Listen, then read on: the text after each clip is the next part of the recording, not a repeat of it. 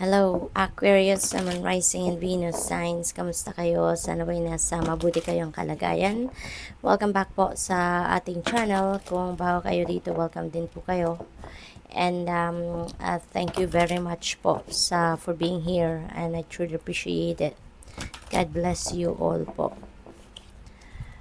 Pauna mensahe po ninyo ay 2 of Ariel. And so, this is inviting you po, Aquarius, to bring the balance back in your life. Importante na merong balanse kasi when there is imbalances sa buhay natin, it manifests in various areas of life, no? Makakaramdam kayo ng discomfort, makakaramdam kayo ng mga problema, magkakaroon ng mga obstacles, yung mga ganun. It's because hindi natin nabibigyan ng oras, no, yung mga iba't ibang parte ng buhay natin, kaya nagkakaroon tayo ng diferensya here and there. Kaya this is an important reminder para sa inyo na dapat laging nasa balanse lang ang buhay. Lahat ng parte ng buhay natin dapat nabibigyan natin ng panahon, lalong-lalo na yung self-care, lalong-lalo na yung kalusugan natin. Kasi it all starts there, 'di ba? Kung hindi tayo on top of our health, when we are not in good shape, 'di ba? Maraming nagiging problema kasi kung kunyari may physical discomfort, may sakit, may nararamdamang hindi maganda sa katawan, siyempre marami naaapektuhan. Naaapektuhan yung pagdedesisyon, hindi nakakapag-focus, hindi nakakapag-isip ng mabuti, 'di ba? Kasi distracted kayo sa nararamdaman sa katawan.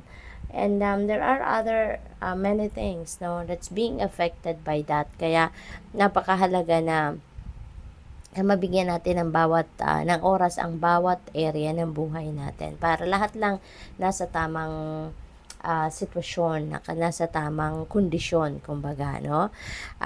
Maaari kasi ng iba sa inyo dito, alam mo yun, maraming ginagawa, maraming obligasyon, responsibilidad, maraming trabaho, you have too much on your plate siguro lately, no? Kaya kailangan na ibalik din nyo yung balanse, no, sa buhay ninyo. What else? We have Queen of Michael. Ayan. So, dito naman, sabi dito, this is a time for career, no? Rather than relationships. Kasi maaaring ang iba sa inyo napapabayaan na or medyo nanineglect na siguro ang trabaho ninyo because maybe your focus is baka karamihan sa oras ninyo napupunta sa relationships, no?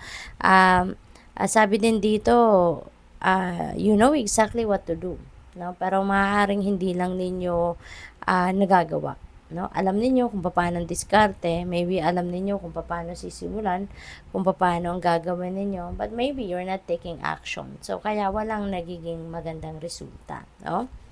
We have the Magician, napakaganda nito. This is a new beginning energy. At saka nasa kayo dito, nasa higher energetic frequency kayo at this time, at you can manifest, no, the life that you want. You can manifest whatever it is that you are envisioning for yourself. Kaya this is a good time talaga ng pagte-take action, no? So maybe your procrastination will be behind you na sa ngayon, na there is going to be some kind of energy shift na mangyayari rito. Kaya kung dati nagdadalawang isip kayo, tinatamad siguro kayo kasi nga kung pagod na kayo. But now things are going to change, no? Things are going to change. Maybe things are going to fall into its right places na, no? Unti-unti maaaring magkakaroon kayo ng pagbabago. Kaya ito na yon, no? You can you'd be able to take action na, no, para magawa na ninyo yung mga bagay na dapat ninyong gawin para makalapit na kayo doon sa pag-manifest ninyo na kung ano man ang mga bagay or pangyayari, sitwasyon na gusto ninyong mangyari sa buhay ninyo. So, there's going to be successful beginnings dito for you. So, it's time for success. It's time for taking action. What else? We have Epiphany. Wow, napakaganda nito. Kasi, ito ngayon, parang you are going to take action as well.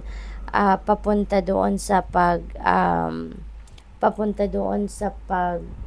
carry out ninyo na kung ano man ang inyong mission sa buhay, pag-carry out na kung ano man ang inyong purpose in life, no? So, sa ngayon, feeling ko dito yung purpose ninyo in life at this time is to be the light for others, to be the inspiration for others, to be a beacon for others, no? Maraming ngayon siguro maraming mga tao na lalapit sa inyo at alam mo yun, yung kayo yung magiging inspirasyon nila, ikaw yung magiging rock nila, ikaw yung paghuhugutan ng kanilang lakas, no, ng kanilang enlightenment, no, yung mga ganon. So, this is really a beautiful time as well, Aquarius, na magte-take action na kayo. Maaaring yung ine-envision ninyo for yourself is also in alignment with your purpose sa ngayon. Ano? Kaya things are going to fall smoothly na from here on.